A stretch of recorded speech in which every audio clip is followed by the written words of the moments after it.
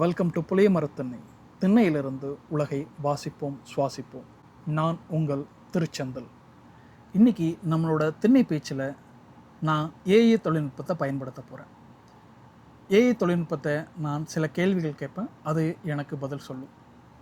இன்றைக்கி நம்மளோட topic transparency, வெளிப்படைத்தன்மை. அதனால் இந்த ஏஐ சிஸ்டத்துக்கு பேர் டிரான்ஸ்பரன்சி கன்சல்டன்ட் அப்படின்னு வச்சுக்கலாம். அவங்ககிட்ட தமிழ்நாட்டில் எப்படி ஊழல், லஞ்சம் போன்றவற்றை ஒழிக்கிறது, அதற்கு அரசு என்னென்ன நடவடிக்கைகள் செய்யலாம் அப்படிங்கிறத பற்றி ஒரு கலந்துரையாடல் மாதிரி நான் நிகழ்த்த போகிறேன். சரி, இப்போ நம்ம கேள்விக்குள்ளே போவோம். தமிழ்நாட்டில் லஞ்சம், ஊழல் மற்ற மாநிலங்களை கம்பேர் பண்ணும்போது எந்த அளவுக்கு இருக்குது? லஞ்சம், ஊழல் போன்றவற்றை முழுமையாக ஒப்பிடுவது சற்று கடினம். ஏனென்றால் முறையான தரவுகள் இருந்தாலும் ஒவ்வொரு மாநிலத்திலும் உள்ள கண்காணிப்பு மற்றும் புகார்கள் பதிவு செய்யப்படும் முறை வேறுபடுகிறது. தேசிய குற்ற ஆவண பணியகத்தின் தரவுகளின்படி தமிழ்நாட்டில் பதிவு செய்யப்படும் வழக்குகளின் எண்ணிக்கை சில மாநிலங்களுக்கு அடுத்தபடியாக குறிப்பிடத்தக்க அளவில் உள்ளது. ஊழலுக்கான அடிப்படை காரணத்தை பற்றி நம்ம ஆராய்வோம். ஒரு தனி மனிதன் எதனால் ஊழல் அல்லது முறைகேட்டில் ஈடுபடுகிறார் அல்லது அதற்கான தேவை எங்கிருந்து வருகிறது? தனி மனிதர்கள் ஊழலில் ஈடுபடுவதற்கு பல காரணங்கள் உள்ளன. பேராசை, போதுமான நிதி பாதுகாப்பு இல்லாத நிலை மற்றும் சுற்றியுள்ள சூழலின் தாக்கம் ஆகியவை முக்கியமானவை. முறைகேட்டில் ஈடுபடுவதற்கான வாய்ப்புகள் அதிகம் இருந்து அதற்கான தண்டனைகள் கடுமையாக இல்லை என்றால் அந்த தவறை செய்வதற்கான துணிச்சல் அதிகமாகி விடுகிறது. அப்படின்னா இந்த தனி மனித ஒழுக்கத்தை ஆரம்பத்தில் இருந்து எப்படி சரி செய்யறது? தனி மனித ஒழுக்கத்தை ஆரம்பத்தில் இருந்தே சரி செய்ய கல்வி முறையில் நெறிமுறைகளுக்கு அதிக முக்கியத்துவம் கொடுக்க வேண்டும். பள்ளி காலத்தில் இருந்தே குழந்தைகளுக்கு சமூக பொறுப்புணர்வு, நேர்மை மற்றும் பொதுநல சிந்தனைகளை பாடம் வழியாக கற்றுக் கொடுக்க வேண்டும். மேலும் பெற்றோர்களும் வீட்டில் குழந்தைகளுக்கு பொறுப்பான வழிகாட்டியாக இருக்க வேண்டும். சரி, இப்போ பள்ளிக்கூடத்தில் நெறிமுறை கல்வி தரணும்னு சொல்கிறோம். பொதுவாக இப்போ இருக்கிற நிலையில் அரசு பள்ளிகளை விட தனியார் பள்ளிகளை மக்கள் அதிகமாக தேடி போய் படிக்கிறாங்க. அப்போது அந்த தனியார் பள்ளிகள்லையும் அரசு நிர்ணயித்திருக்கும் ஃபீஸை விட அதிகமாக வாங்குகிறாங்க. அவர்களே முறைகேட்டில் ஈடுபடுகிறாங்க. அப்படிங்கும்போது அவர்களால் எப்படி ஒரு நன்னெறி கல்வியை தந்து ஒரு ஒழுக்கமுடைய சமுதாய அல்லது இளைய தலைமுறையை உருவாக்க முடியும்? நீங்கள் சுட்டிக்காட்டுவது மிகவும் நியாயமான ஒரு கவலை. ஒரு கல்வி நிறுவனம் தன் கொள்கைகளில் நேர்மையாக இல்லாவிட்டால் அவர்களிடமிருந்து மாணவர்கள் ஒழுக்க கல்வியை எதிர்பார்ப்பது கடினம்தான். தனியார் பள்ளிகள் அதிக கட்டணம் வசூலிப்பதை தடுக்க அரசு நிர்ணயித்த கட்டண வரம்பை சட்டை அமல்படுத்தவும், தணிக்கை குழுக்களை அமைத்து முறைகேடுகளில் ஈடுபடும் பள்ளிகள் மீது கடுமையான நடவடிக்கை எடுக்கவும் வேண்டும். பிரான்ஸ் மற்றும் ஜெர்மனி போன்ற நாடுகளில் தனியார் பள்ளிகள் அரசின் கடுமையான கட்டுப்பாட்டின் கீழ் இயங்குகின்றன. மேலும் அவைகளுக்கு அதிகப்படியான கட்டணம் வசூலிக்க அனுமதி இல்லை. கல்வி சேவையாகவே இருக்க வேண்டும் என்பதில் சமூகம் முழுமையாக ஒன்றுபட்டு செயல்பட வேண்டிய தருணம் இது. இன்னொன்று, தமிழ்நாட்டில் கல்வி நிலையங்கள் அறக்கட்டளைகள் வழியாகத்தான் நடத்தணும். அதே சமயத்தில் அது ஒரு சேவை அமைப்பாக இருக்கணும். லாப நோக்கத்தில் இயங்கக்கூடாது அப்படிங்கிற சட்ட திட்டங்கள் இருப்பதாக நான் அறிகிறேன். அது உண்மையா? அதை பற்றி எனக்கு கொஞ்சம் விரிவாக சொல்ல முடியுமா? ஆம், நீங்கள் சொல்வது முற்றிலும் உண்மை. தமிழ்நாட்டில் கல்வி நிலையங்கள் லாப நோக்கில் நடத்தப்படக்கூடாது என்பதுதான் சட்டம். கல்வி சேவையாகவே கருதப்பட வேண்டும் என்பதால் கல்வி நிறுவனங்களை நடத்த அறக்கட்டளைகள், சங்கங்கள் அல்லது லாப நோக்கமற்ற நிறுவனங்கள் போன்ற அமைப்புகளை உருவாக்க வேண்டும். இதன் மூலம் கல்வியில் வணிகமயமாக்கலை தடுக்க அரசு கடுமையான விதிமுறைகளை வைத்துள்ளது. சரி, இப்போ கல்வியில் இந்த மாதிரி நன்னெறிகள், ஒழுக்கம் போன்றவற்றை ஒரு இன்டெகிரல் பார்ட்டாக இருக்கணும்னு சொல்கிறோம். ஆனால் மாடர்ன் கல்ச்சர், அதாவது இந்த சோஷியல் மீடியா கல்ச்சரில் இதை எப்படி நம்ம கொண்டு வர முடியும்? இது மிகச்சிறந்த கேள்வி. இன்றைய சமூக ஊடக கலாச்சாரத்தில் நன்னெறிகளை புகுத்துவதற்கு டிஜிட்டல் தளங்களையே சாதகமாக பயன்படுத்தலாம். இளைஞர்கள் அதிகம் இயங்கும் தளங்களில் குறும்படங்கள், அனிமேஷன் வீடியோக்கள் மற்றும் பாட்காஸ்டுகள் மூலம் நேர்மை மற்றும் அறநெறிகளை பற்றிய சுவாரஸ்யமான கருத்துக்களை பகிரலாம். நம்முடைய பாரம்பரியமும் கலாச்சாரமும் வலியுறுத்தும் விழுமியங்களை இன்றைய தொழில்நுட்ப யுகத்திற்கு ஏற்ப கவர்ச்சிகரமான வடிவங்களில் கொண்டு சேர்ப்பதன் மூலம் நேர்மறையான தாக்கத்தை ஏற்படுத்த முடியும். இப்போ நன்னெறியில் அல்லது ஒழுக்க வழியில் பயணிக்கும்போது பொதுவாக நம்ம பார்க்குறது எல்லாத்தையுமே கேள்வி கேட்பது, நம்பிக்கைகளை கேள்வி கேட்பது, ஏன்னா ஒரு சில விஷயங்களை நம்ம வந்து எக்ஸ்பிளைன் பண்ணுறது தியரிட்டிக்கலாக தான் இருக்கும். அதை ப்ராக்டிக்கலாக அனுபவிச்சா தான் புரியும். பெரும்பாலான பாடங்கள் பள்ளிகள் நடத்துகிறது தியரிட்டிக்கலாக இருக்கும். இப்போ நம்ம வந்து ஒரு கடவுள் நம்பிக்கையாகட்டும், அல்லது ஒரு புராண கதைகள்ல இருந்து ஒரு நீதி கதையை நம்ம சொல்கிறோம் அப்படின்னா, இன்னொரு பக்கம் இந்த நம்பிக்கைகளை கேள்விக்கு உள்ளாக்கி இந்த நீதி கதைகளின் அடிப்படையை வந்து எதிர்கேள்விகள் மூலம் இல்லாமல் செய்து மக்களுக்கு எதன் மீதும் ஒரு நம்பிக்கை இல்லாமையை ஏற்படுத்தி உருவாக்கினால் அந்த சமுதாயம் என்ன மாதிரியாக இருக்கும்? நீங்கள் மிகவும் ஆழமான ஒரு தத்துவார்த்தமான கேள்வியை எழுப்பியுள்ளீர்கள். அனைத்து நம்பிக்கைகளையும் மரபுகளையும் கேள்விக்குள்ளாக்குவது ஆரோக்கியமான மாற்றத்திற்கு உதவக்கூடும். ஆனால் அதற்கு பதிலாக உறுதியான விழுமியங்கள் உருவாக்கப்படாவிட்டால் அந்த சமூகம் குழப்பத்திலும் நம்பிக்கையற்ற நிலையிலும் தள்ளப்படும். நன்னெறி அடிப்படைகள் கேள்விக்குள்ளாக்கப்படும் போது பொதுவான அறநெறிகள் சிதைந்து சுயநலம் தலை தூக்க வாய்ப்பிருக்கிறது. வரலாற்றில் இதுபோன்ற நிலைகள் சமுதாய கட்டமைப்புக்கு சவாலாக இருந்திருக்கின்றன. சரி, இப்போ வந்து மாணவர்களுக்கு ஒழுக்க கல்வி, நெறிக்கல்வி அவர்களை ஒரு நல்ல எதிர்காலத்தில் ஒரு நல்ல இளம் தலைமுறையினராக மாற்ற உதவும் அப்படிங்கிறத நம்மளால் புரிஞ்சுக்க முடியுது. அதுபோலவே இப்போ இருக்கிற சொசைட்டியில் ஒவ்வொருத்தரோட பங்கும் ரொம்ப முக்கியம். அந்த சொசைட்டி வந்து ஒரு டிரான்ஸ்பரண்ட்டாக ஊழல், லஞ்சம், லாவண்யமற்ற ஒரு சொசைட்டியாக இருக்கிறது ரொம்ப முக்கியம். தற்போது இருக்கும் சமூகமும் அதனுடைய சிந்தனை போக்கில் மாற்றம் ஏற்பட வேண்டிய தேவை இருக்குது. அந்த வகையில் குறிப்பாக ஊழல் எங்கே இருக்குன்னா, அதிகாரம் எங்கே இருக்கோ அந்த இடத்துல இருக்குது. உதாரணமாக சொல்ல போனால், அரசு சேவைகளை வழங்கும் விஏஓ ஆஃபீஸர், அல்லது ஒரு காவல்துறை அதிகாரி, அல்லது ஒரு முனிசிபாலிட்டியில் போனோம்னா அங்கே இருக்கிறவங்க, இங்கே எங்கேயுமே நம்ம வந்து காசு இல்லாமல் நம்மளுடைய சேவையை பெற முடியாத சூழல் இருக்குது. இதற்கு அடிப்படை காரணம் என்ன? அரசு சேவைகள் வழங்கும் துறைகளில் பணம் பெறாமல் சேவை செய்யாத நிலை இருப்பதற்கு நிர்வாகத்தில் உள்ள ஒளிமின்மையற்ற நிலை மற்றும் அதிகப்படியான அதிகாரிகளின் கட்டுப்பாடுகளே அடிப்படை காரணம். மக்கள் நேரடியாக அதிகாரிகளை சந்தித்து காரியங்களை சாதிக்க வேண்டிய நிலை லஞ்சத்திற்கு மிகச் சிறந்த வாய்ப்பாக அமைந்து விடுகிறது. சிங்கப்பூர் போன்ற நாடுகள் இந்த நடைமுறையை டிஜிட்டல் மயமாக்கல் மூலம் ஒழித்து காட்டியுள்ளன. எனக்கு அந்த சிங்கப்பூரில் டிஜிட்டல் மயமாக்கலை இன்னும் கொஞ்சம் விரிவாக சொல்லு. சிங்கப்பூரில் பெரும்பாலான அரசு சேவைகள் கவுடெக் எனப்படும் மத்திய டிஜிட்டல் மேடை வழியாக வழங்கப்படுகின்றன. இதன் மூலம் மக்கள் நேரடியாக அதிகாரிகளை சந்திக்காமலேயே ஆன்லைன் மூலமாகவே தங்கள் தேவைகளை சாதித்துக் கொள்ள முடிகிறது. உதாரணத்திற்கு, அனுமதி பெறுவது, வரிகள் செலுத்துவது மற்றும் பல்வேறு சான்றிதழ்களை பெறுவது போன்றவற்றை சில நிமிடங்களில் செய்துவிடலாம். மனித தலையீடு இல்லாததால் லஞ்சத்திற்கோ முறைகேடுகளுக்கோ வாய்ப்பே இல்லாமல் போய்விடுகிறது. சரி, எனக்கு புரிஞ்சது. அதைத்தான் இப்போ அறப்போர் இயக்கம்னு ஒரு இயக்கம் தமிழ்நாட்டில் இயங்கிட்டு இருக்கு. அவங்க வந்து கவர்மெண்ட் டெண்டர்ஸ் மற்றும் அவங்களோட ஆப்ரேஷன்ஸில் டிரான்ஸ்பரன்சியை அட்வொகேட் பண்ணி நிறையா பொதுமக்களுக்கு அவேர்னஸ் வீடியோஸ், அதே போல் நீதிமன்றங்களில் வழக்குகள், அரசாங்கத்திற்கு இந்த ஊழலை பற்றி தெரியப்படுத்திகிட்டே இருக்கிறாங்க. அவங்க சொல்கிறதும் அதுதான், முடிஞ்ச அளவுக்கு டிஜிட்டலைஸ் பண்ணி இந்த சிஸ்டமை வந்து நம்ம டிரான்ஸ்பரண்ட்டாக மாற்றணும்.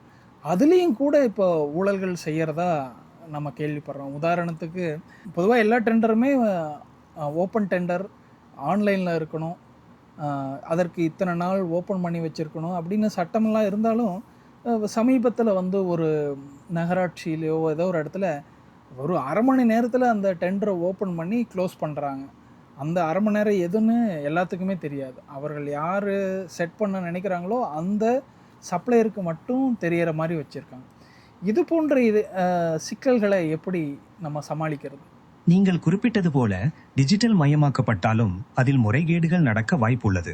டெண்டர் நடைமுறைகளில் வெளிப்படைத்தன்மையை உறுதிப்படுத்த பிளாக் செயின் தொழில்நுட்பத்தை பயன்படுத்தி டெண்டர் ஆவணங்கள் மற்றும் நேரங்களை மாற்ற முடியாதபடி பதிவு செய்யலாம். மேலும் ஒவ்வொரு டெண்டரும் திறக்கப்படும் நேரம் மற்றும் தேதி முன்கூட்டியே பொதுவில் அறிவிக்கப்பட வேண்டும். இத்தகைய முறைகள் டெண்டர்களில் நடக்கும் முறைகேடுகளை தடுத்து நியாயமான போட்டியை உறுதி செய்யும். தமிழ்நாட்டில் அரசு ஊழியர்களுக்கு மற்றவங்களை கம்பேர் பண்ணும்போது பணி நிரந்தரம் அப்படிங்கிற ஒரு ஜாப் செக்யூரிட்டி இருக்குது, நல்ல வருவாய் இருக்குது. இருந்தும் ஏன் இவர்கள் முறைகேடுகளில், ஊழல்களில் ஈடுபடுகிறார்கள்? பணி நிரந்தரம் மற்றும் நல்ல வருவாய் இருந்தாலும் அரசு அதிகாரிகள் சிலர் முறைகேடுகளில் ஈடுபடுவதற்கு அமைப்பு ரீதியான குறைபாடுகள், அரசியல் அழுத்தம் மற்றும் சட்ட அமலாக்கத்தில் உள்ள மெத்தன போக்கு முக்கிய காரணங்களாக இருக்கின்றன. சிலர் அதிகாரத்தை காட்டி கூடுதல் சொத்து சேர்க்கும் பேராசையினாலும் தேர்தல்களில் செய்யும் செலவுகளை திரும்பப் பெறவும் முறைகேடுகளில் ஈடுபடுகின்றனர். இது தொடர்பான கண்காணிப்பு முறைகளை கடுமையாக்குவது மற்றும் வெளிப்படைத்தன்மையை அதிகரிப்பது மட்டுமே இதற்கான நீண்டகால தீர்வாக இருக்கும். நான் சமீபத்தில் ஒரு ஆர்டிக்கல் படித்தேன். இந்த மாதிரி ஒரு அதிகாரி, ஆண் அதிகாரி தவறு செய்யும்போது லஞ்சம் மீட்டி கொண்டு வந்த பொருட்களை, அந்த பொருளை வந்து நகையோ அல்லது வீட்டுக்கு தேவையான பொருளையோ கொண்டு வந்து வீட்டில் கொடுக்கும்போது அந்த பெண்மணிகள், வீட்டில் இருக்கிறவங்களும் அதை ஏற்றுக்கிட்டு அல்லது இன்னும் அதிகமாக வேணும் அப்படின்னு கேட்குறதுனால தான் தொடர்ந்து இந்த ஆண் அதிகாரி முறைகேட்டில் ஈடுபடுறதா சொல்கிறாங்க. அப்போ பெண்கள் மாறினா அந்த சொசைட்டி மாறுறதுக்கான வாய்ப்புகள் அதிகமா? நீங்கள் குறிப்பிட்டது போல குடும்பத்தின் பங்கு மிக முக்கியமானது. நேர்மையான விழுமியங்கள் மற்றும் எளிய வாழ்க்கை முறை குறித்த விழிப்புணர்வு வீட்டில் இருப்பவர்களிடமிருந்து தொடங்கும் போது முறைகேடுகளில் ஈடுபடும் எண்ணம் தடைபடலாம். எனினும் ஊழல் என்பது தனிப்பட்ட நபர்களின் பேராசை மட்டுமல்லாமல் அமைப்பு ரீதியான குறைபாடுகள், அரசியல் அழுத்தங்கள் மற்றும் சட்ட அமலாக்கத்தின் செயல்பாடு போன்ற பல காரணிகளால் நடைபெறுகிறது. ஆகவே சமுதாயத்தில் பெரிய மாற்றம் ஏற்பட வேண்டும் என்றால் குடும்ப மதிப்புகள் மற்றும் தனிமனித ஒழுக்கம் மட்டுமே போதாது, அரசு நிர்வாகத்தில் வெளிப்படைத்தன்மையையும் பொறுப்புணர்ச்சியையும் உறுதிப்படுத்த வேண்டும். சரி, இன்னொரு ஆங்கிளில் திங்க் பண்ணலாம். இப்போ அரசின் சேவைகளை அரசே செய்யாமல் ஏன் அதை தனியார் மயப்படுத்தக்கூடாது? இப்போ எக்ஸாம்பிள் பார்த்திங்கன்னா, பாஸ்போர்ட் இஷ்யூ பண்ணுறது கவர்மெண்ட் ஆஃபீஸர், ஆனால் அந்த ப்ராசஸை செய்கிறது வந்து ஒரு தனியார் நிறுவனம். முதல்ல எல்லாம் வந்து நம்ம பாஸ்போர்ட் எடுக்கணுன்னாவே ஒரு ஏஜென்ட்டு, அப்புறம் கமிஷன் அப்படின்னு ஒரு பெரிய இது நடந்துகிட்ருக்கு. இப்போ அது எதுவுமே இல்லை. ஆன்லைனில் நம்ம அப்ளை பண்ணுறோம், ஃபீஸ் கட்டுறோம், நேராக அந்த அப்பாயின்மெண்ட்டை செட் பண்ண டைமில் போகிறோம், பாஸ்போர்ட் வாங்க. ஏன் இந்த மாதிரி நடைமுறையை மற்ற அரசின் சேவை வழங்கும் துறைகளில் நம்ம செய்யக்கூடாது?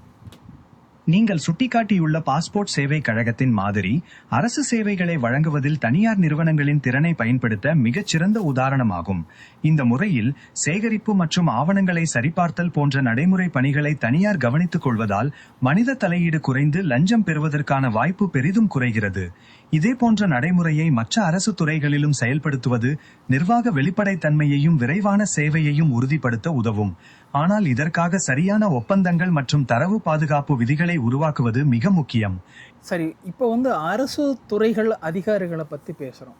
ஆனால் அந்த சேவை பெறும் மக்களை ஊழலில் ஈடுபடும் போது அதை எப்படி நாம் புரிஞ்சுக்கிறது? முதலில் அதற்கான காரணம் என்ன? சேவை பெறும் மக்கள் ஊழலில் ஈடுபடுவதற்கு சில சமயங்களில் விரைவாக வேலைகள் நடக்க வேண்டும் என்ற அவசரம் காரணமாக இருக்கிறது. மேலும் அதிகாரிகள் காரியங்களை செய்ய மறுத்து துன்புறுத்துவார்கள் என்ற பயம் அல்லது முறையான வழிமுறைகள் தெரியாத நிலையும் அவர்களை தூண்டலாம். சில நேரங்களில் லஞ்சம் கொடுப்பதுதான் ஒரே வழி என்று சமுதாயத்தில் நிலவும் தவறான நம்பிக்கையும் இதற்கு காரணம்.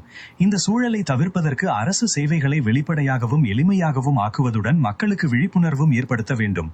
சரி, இப்போ இந்த வழிகளை எல்லாம் நம்ம கடைபிடிச்சு ஊழல் மற்றும் லஞ்ச லாவண்யத்தை ஒரு 70-80% நம்ம குறைச்சிட்டோம் அப்படின்னா அதன் பயன் வந்து மக்களுக்கு எப்படி கிடைக்கும், அது எப்படி இருக்கும்?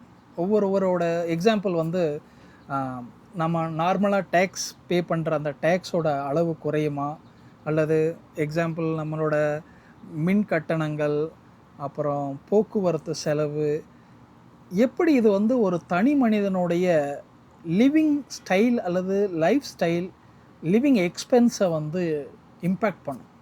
ஊழலும் லஞ்சமும் குறையும் போது சமுதாயத்தில் மிகப்பெரிய பொருளாதார மாற்றம் ஏற்படும். அரசு சேவைகளில் நடக்கும் முறைகேடுகள் தடுக்கப்படுவதால் பொதுப்பணம் வீணாவது தடுக்கப்பட்டு அரசுக்கு கூடுதல் வருவாய் கிடைக்கும். இந்த கூடுதல் வருவாய் மூலம் சிறந்த உள்கட்டமைப்பு வசதிகள், தரம் வாய்ந்த கல்வி மற்றும் சுகாதார வசதிகளை அரசு அதிக அளவில் செய்ய முடியும். வரிச்சுமை குறைகிறதா இல்லையா என்பது அரசின் கொள்கைகளை பொறுத்தது. ஆனால் வெளிப்படையான நிர்வாகம் மூலம் ஊழல் மற்றும் மின்கட்டணங்கள், போக்குவரத்து செலவுகள் போன்றவற்றிற்கு தனிமனிதன் செலுத்தும் மறைமுக கட்டணங்கள் நிச்சயமாக குறையத் தொடங்கும். இதன் விளைவாக ஒருவருடைய ஒட்டுமொத்த வாழ்க்கை தரமும் மேம்பட்டு செலவுகள் குறையும் வாய்ப்புள்ளது. அடுத்ததாக நம்ம பார்க்குறது இந்த மருத்துவத்துறை. மருத்துவத்துறையில் டிரான்ஸ்பரன்சி இல்லைங்கிறது எல்லாத்துக்குமே தெரியும். முதல்ல நம்ம அரசு மருத்துவமனைகளை பயன்படுத்தாததற்கு காரணம் அது வந்து நம்ம பயன்படுத்தக்கூடிய நிலையில் இல்லை அப்படிங்கிறது இன்னொன்று சில அரசு மருத்துவர்கள்கிட்ட பேசும்போதுமே அது தகுதியானவர்களுக்கு தான் அந்த மருத்துவமனை, அதனால் பணம் இருக்கிறவங்க அங்கே போக வேண்டியது இல்லை, அந்த மாதிரி ஒரு கட்டமைப்பு அங்கே இல்லை, பணம் இருக்கிறவங்களுக்கு நீங்கள் தனியார் மருத்துவமனைகளை தேடி போங்க, அந்த மருத்துவமனை சேவை வந்து இல்லாதவர்களுக்கும் முடியாதவர்களுக்கும் கொடுக்கறது, நீங்கள் போய் அந்த இடத்த ஆக்குப்பை பண்ண வேண்டாம் அப்படின்னு சொல்கிறாங்க. இது எந்த அளவுக்கு ஜஸ்டிஃபையபிள் ஆர்கியூமெண்ட்டாக இருக்குது? அரசு மருத்துவமனைகள் பொதுமக்களின் வரிப்பணத்திலிருந்து இயக்கப்படுவதால் ஒவ்வொரு குடிமகனும் அவர்களின் வருமானத்தை பொருட்படுத்தாமல் அவற்றை பயன்படுத்த உரிமை உண்டு. பணக்காரர்கள் அரசு மருத்துவமனைகளை பயன்படுத்தாத போது அந்த மருத்துவமனைகளின் தரத்தை மேம்படுத்துவதற்கான ஆர்வம் சமுதாயத்தில் குறைந்து போக வாய்ப்பிருக்கிறது. இங்கிலாந்து போன்ற நாடுகளில் அனைவருக்கும் தரமான சுகாதார சேவை கிடைப்பதால் வசதி மிக்கவர்களும் அவற்றை பயன்படுத்துகிறார்கள். எனவே அரசு மருத்துவமனைகளின் தரத்தை உயர்த்தி அனைவருக்கும் ஏற்ற இடமாக மாற்றினால் தனியார் அமைப்புகளின் மீதான சுமை குறையும். சரி, அரசு மருத்துவமனைகளில் மருத்துவர்கள் மற்றும் மற்றவர்கள் முறைகேடில் ஈடுபடுவது எப்படி, எதனால் அந்த முறைகேடுகளை அவர்கள் செய்கிறார்கள்? அரசு மருத்துவமனைகளில் முறைகேடுகள் நடப்பதற்கு மருத்துவர்கள் மற்றும் பணியாட்கள் சிலர், போதிய வசதிகள் இல்லாத பணிச்சூழல் மற்றும் ஊழல் ஒரு வழக்கமாகிவிட்ட சூழல் ஆகியவை அடிப்படை காரணங்களாக இருக்கின்றன. சிலர் அரசு மருத்துவமனைகளுக்கு வரும் மருந்துகளை தனியாருக்கு திருப்பி விற்பது அல்லது கட்டாயமாக தனியாரிடம் பரிசோதனை செய்ய பரிந்துரைப்பது போன்ற முறைகேடுகளில் ஈடுபடுகின்றனர். இதனை தடுப்பதற்கு கடுமையான கண்காணிப்பு மற்றும் வெளிப்படையான நிர்வாகம் மட்டுமே தீர்வு. அரசு மருத்துவர்கள் வந்து மருத்துவமனைக்கு வர்றதில்லை, தனியாக கிளினிக் வச்சு நடத்துகிறாங்க அப்படிங்கிற மாதிரி நிறையா குற்றச்சாட்டுகள் இருக்குது. இது எந்த அளவுக்கு உண்மை? இதை பற்றி உன்னோட கருத்து, இதை எப்படி சரி செய்ய முடியும்? அரசு மருத்துவர்கள் மருத்துவமனைக்கு வராமல் தனியார் கிளினிக்குகளில் பணிபுரிவது தொடர்பான குற்றச்சாட்டுகள் சில இடங்களில் உண்மையாகவே இருக்கின்றன. இது பொதுமக்களுக்கான மருத்துவ சேவையை பெரிதும் பாதிக்கிறது. இதற்கு தீர்வு காண பயோமெட்ரிக் வருகை பதிவு முறையை சக்தியாக பின்பற்றுவது, தனியார் நடைமுறையில் ஈடுபடாமல் இருப்பதற்காக கூடுதல் அலவன்ஸ் வழங்குவது மற்றும் அரசு மருத்துவமனைகளின் உள்கட்டமைப்பு வசதிகளை அதிகரிப்பது போன்ற நடவடிக்கைகள் எடுக்கப்பட வேண்டும். அதே போல் அரசு மருத்துவமனைக்கு வர்றவங்கள தனியார் மருத்துவமனைக்கு ரெஃபர் பண்ணுறது மூலமாக அந்த தனியார் மருத்துவமனை சில கமிஷன்களை இந்த அரசு மருத்துவமனை ஊழியர்களுக்கு கொடுக்கறதா ஒரு குற்றச்சாட்டு இருக்குது. இது எந்த அளவுக்கு உண்மை? இதை எப்படி தடுக்கிறது? மருத்துவர்கள் அரசு மருத்துவமனையில் இருந்து நோயாளிகளை தனியாருக்கு பரிந்துரைப்பதன் மூலம் கமிஷன் பெறுவது போன்ற குற்றச்சாட்டுகள் சில இடங்களில் உண்மையாகவே இருக்கின்றன. இது மருத்துவத்தின் அடிப்படை அறநெறிகளுக்கு சவாலானது. இதனை தடுப்பதற்கு மருத்துவமனைகளில் பரிந்துரைப்பு முறைகளை கண்காணிப்பதற்கான பொறிமுறைகளை உருவாக்குவது மற்றும் தேவையற்ற பரிந்துரைகள் பற்றிய ஆய்வுகளை மேற்கொள்வது அவசியமாகும். முறைகேடுகளில் ஈடுபடுபவர்கள் மீது கடுமையான ஒழுக்காற்று நடவடிக்கைகள் மற்றும் உரிமத்தை ரத்து செய்வது போன்ற நடவடிக்கைகள் எடுக்க வேண்டும். இன்னொன்று நான் கேள்விப்படுறது, இந்தியாவில் பொதுவாக இந்த அரசு இயந்திரம் என்று சொல்லப்படக்கூடிய ஐஏஎஸ் மற்றும் ஐபிஎஸ் போன்ற முக்கியமான அதிகாரிகள் ஒரு கூட்டமைப்பாக செயல்படுவதாகவும் அவர்கள் தண்டிக்க முடியாத அளவிற்கு மிகவும் சக்தி வாய்ந்தவர்களாக இருப்பதாகவும் சொல்லப்படுகிறது. இது எந்த அளவிற்கு உண்மை? ஐஏஎஸ் மற்றும் ஐபிஎஸ் அதிகாரிகள் இந்திய நிர்வாக அமைப்பின் முதுகெலும்பாக கருதப்படுகிறார்கள். அவர்களுக்கு சட்ட ரீதியான பல பாதுகாப்புகள் இருந்தாலும் அவர்கள் தண்டிக்க முடியாத அளவுக்கு சக்தி வாய்ந்தவர்கள் அல்ல. முறைகேடுகளில் ஈடுபடும் அதிகாரிகள் மீது ஒழுக்காற்று நடவடிக்கைகள், சிபிஐ விசாரணைகள், பணி நீக்கம் போன்ற கடுமையான நடவடிக்கைகள் எடுக்கப்படுகின்றன. சரி, இப்போ நம்ம நீதித்துறை எடுத்துக்குவோம். ஏன்னா பெரும்பாலான ஊழல்கள் நீதிமன்றத்தின் சரியான செயல்பாட்டினால கட்டுப்படுத்த முடியும். பல்வேறு நீதிமன்றங்கள், நீதிபதிகள் நானே பார்க்குறேன், அயராத உழைச்சி அவங்க செய்ய வேண்டிய வேலைக்கு அதிகமாக தங்களுடைய எஃபர்ட்டை போட்டு மக்களுக்கு சேவை வழங்கணும்னு நினைக்கிறாங்க. ஆனால் பெரும்பாலான நேரங்களில் அப்படி நடப்பது இல்லை. என்ன மாதிரியான ஊழல் முறைகேடுகள் நீதிமன்றங்களில் நடக்குது? நீதிமன்றங்கள் நீதியின் கடைசி புகலிடமாக கருதப்பட்டாலும் அங்கேயும் சில முறைகேடுகள் நடப்பதாக குற்றச்சாட்டுகள் எழுகின்றன. குறிப்பாக வழக்குகள் நிலுவையில் இருப்பது மிக நீண்ட காலமாக நீடிக்கும் போது நீதிக்கான செலவு தரித்து சாதாரண மக்களுக்கு பாதிப்பு ஏற்படுகிறது. சில நேரங்களில் தீர்ப்புகளை தங்கள் வசமாக்க லஞ்சம் கொடுக்கப்படுவதாகவும் சாட்சியங்கள் அல்லது ஆதாரங்கள் மாற்றப்பட்டு தவறான முடிவுகள் எடுக்கப்படுவதாகவும் புகார்கள் உள்ளன. மற்ற நாடுகளில், உதாரணத்திற்கு அமெரிக்காவில் உள்ள ஜுடிஷியல் காண்டக்ட் கமிஷன்ஸ் நீதிபதிகளின் நடத்தையை சுதந்திரமாக கண்காணித்து முறைகேடுகள் பற்றிய புகார்களை விசாரித்து நடவடிக்கை எடுக்கின்றன. இந்த நீதித்துறை, மருத்துவத்துறை போன்ற முக்கியமான துறைகளில் சீர்திருத்தங்களை மேற்கொள்ள காவல்துறை உட்பட தமிழ்நாடு அரசே சட்டம் இயற்ற முடியுமா? தமிழ்நாடு அரசால் காவல்துறை மற்றும் மருத்துவத்துறை போன்ற முக்கியமான துறைகளில் சில சீர்திருத்தங்களை செய்ய முடியும். இந்திய அரசியலமைப்பு சட்டத்தின்படி காவல்துறை மாநில பட்டியலில் இருப்பதால் மாநில அரசு சட்டம் இயற்றலாம். மருத்துவத்துறையும் மாநில மற்றும் பொது பட்டியலில் வருவதால் பொது சுகாதாரம் மற்றும் மருத்துவமனைகள் தொடர்பான சட்டங்களை இயற்ற அதிகாரம் உள்ளது. நீதித்துறை விஷயத்தில் கீழ்நிலை நீதிமன்றங்களின் கட்டமைப்பு மற்றும் செயல்பாடுகளில் மாநில அரசுக்கு சில அதிகாரங்கள் இருந்தாலும், உயர் நீதிமன்றங்கள் மற்றும் உச்ச நீதிமன்றத்தின் அதிகாரங்கள் மத்திய அரசின் கட்டுப்பாட்டின் கீழ் வருகின்றன.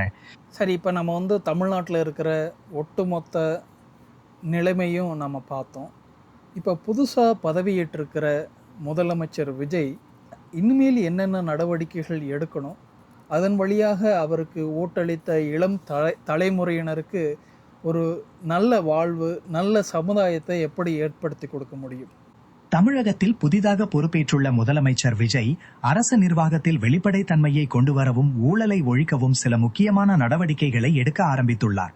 இளைஞர்களின் எதிர்பார்ப்புகளை பூர்த்தி செய்ய அவர் கல்வி, சுகாதாரம் மற்றும் வேலைவாய்ப்பு பெருக்கத்திற்கு முன்னுரிமை அளிக்க வேண்டும். டிஜிட்டல் தொழில்நுட்பத்தை பயன்படுத்தி அரசு சேவைகளை எளிமையாக்குவது மற்றும் டெண்டர் நடைமுறைகளில் வெளிப்படைத்தன்மையை உறுதிப்படுத்துவதன் மூலம் ஊழலை வேரறுக்க முடியும். இப்போ தமிழக முதலமைச்சர் ஒரு 10 விஷயத்தை உடனே அமல்படுத்தணும், ப்ரியாரிட்டைஸ் கொடுத்து பண்ணணும் அப்படின்னா அந்த 10 விஷயங்கள் என்னவா இருக்குன்னு வரிசைப்படுத்தி சொல்லு. முதல்ல இருக்கிற விஷயம் மோஸ்ட் இம்பார்ட்டன்ட், ரெண்டாவது அடுத்த இம்பார்ட்டன்ட் அப்படிங்கிற மாதிரி ஒரு தரவரிசைப்படுத்தி சொல்ல முடியுமா? தமிழகத்தில் ஊழலை ஒழிக்கவும் வளர்ச்சிக்கு வித்திடவும் முதலமைச்சர் உடனே செயல்படுத்த வேண்டிய 10 முக்கியமான விஷயங்கள் இதோ. முதலில் அனைத்து பொது சேவைகளையும் டிஜிட்டல் மயமாக்கி மனித தலையீட்டை முற்றிலும் குறைக்க வேண்டும். இரண்டாவதாக சக்தி வாய்ந்த சுதந்திரமான லஞ்ச ஒழிப்பு ஆணையத்தை உருவாக்க வேண்டும். மூன்றாவதாக டெண்டர் நடைமுறைகளில் வெளிப்படைத்தன்மையை உறுதிப்படுத்த பிளாக்செயின் தொழில்நுட்பத்தை பயன்படுத்த வேண்டும். நான்காவதாக அரசு மருத்துவமனைகளின் தரத்தை உயர்த்தி அனைவருக்கும் ஏற்ற இடமாக மாற்ற வேண்டும். ஐந்தாவதாக பள்ளி கல்வி முறையில் நெறிமுறைகளுக்கு அதிக முக்கியத்துவம் கொடுக்க வேண்டும். ஆறாவதாக காவல்துறையில் அரசியல் தலையீட்டை தடுத்து சுதந்திரமான கண்காணிப்பு அமைப்புகளை உருவாக்க வேண்டும். ஏழாவதாக தொழில் முதலீடுகளை ஈர்த்து இளைஞர்களுக்கு வேலை வாய்ப்புகளை பெருக்க வேண்டும். எட்டாவதாக அரசு அதிகாரிகளின் செயல்பாடுகளில் கடுமையான நேர்மை மற்றும் செயல்பாடு சோதனைகளை செய்ய வேண்டும். ஒன்பதாவதாக அரசு துறை நிதி பயன்பாட்டில் வெளிப்படையான தணிக்கையை செயல்படுத்த வேண்டும். பத்தாவதாக உள்ளாட்சி அமைப்புகளை அதிகாரம் செய்து ஊழலை வேரறுக்க வேண்டும். நன்றி நண்பர்களே. இதுவரைக்கும் நம்ம தமிழ்நாட்டில் ஊழல் மற்றும் லஞ்ச லாவண்யத்தை எப்படி ஒழிப்பது அல்லது குறைப்பது அப்படிங்கிறத பற்றி ஏஐ தொழில்நுட்பத்தை கூட உரையாடினோம். இந்த உரையாடல் உங்களுக்கு பயனுள்ளதாக இருக்கும் என்று நான் நம்புகிறேன். இது நம்மளுடைய தமிழ்நாட்டிற்கும் தமிழ்நாட்டை சீர்திருத்த முயன்று கொண்டிருக்கும் முதலமைச்சருக்கும் உதவியாக இருக்கும்னு நான் நம்புகிறேன். தொடர்ந்து இது போன்ற காணொளிகளில் நம்ம செய்யணும் அப்படின்னா உங்களுடைய ஆதரவு நமக்கு தேவை. தொடர்ந்து நம்மளுடைய சேனலுக்கு சப்ஸ்கிரைப் செய்யுங்க. வீடியோக்கள் பிடிச்சிருந்ததுன்னா லைக் பண்ணுங்கள், உங்கள் நண்பர்களுக்கு ஷேர் பண்ணுங்கள். நம்ம தொடர்ந்து இணைந்திருப்போம்.